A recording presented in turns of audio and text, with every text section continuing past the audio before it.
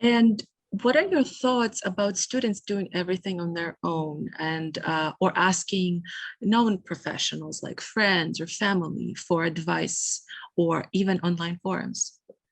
You know what? I think that's essentially what we do at BeMo. That's our primary. We'll give you all the information you need so that you could do this on your own. We don't hold back on any sort of informations. Now, what happens if you do this on your own? Well, a percentage of people are able to do anything on their own. There's a percent of people who, for example, if there's a legal case, they can defend themselves. They don't get a lawyer. There's a percent of people who like to self-diagnose themselves instead of going to the doctor, depending on how serious it is, of course.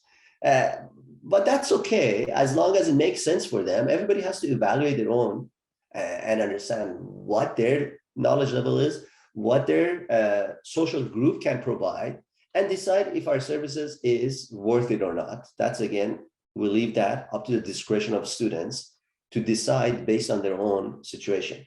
Now, some of the things that I think we bring in that not most students will be able to take advantage of is the experience we have.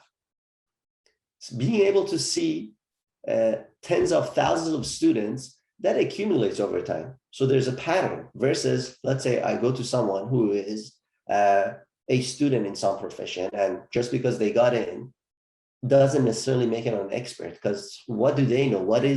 How much experience they have? One, and it's their own. And that may be actually a little bit of a bias because they may not exactly know why they got it. The other thing is when you go to family and friends, even if they may be professionals in the field or they have some experience in the world of admissions or education, they may not give the best advice because they don't want to hurt the student's feeling. If they're too close to that person, they're never going to tell you exactly how it is. Whereas at BeMo, we have an obligation to tell the person exactly what they're supposed to hear so they could become a better individual. And as a result, a secondary result, they're able to get into their program of their choice.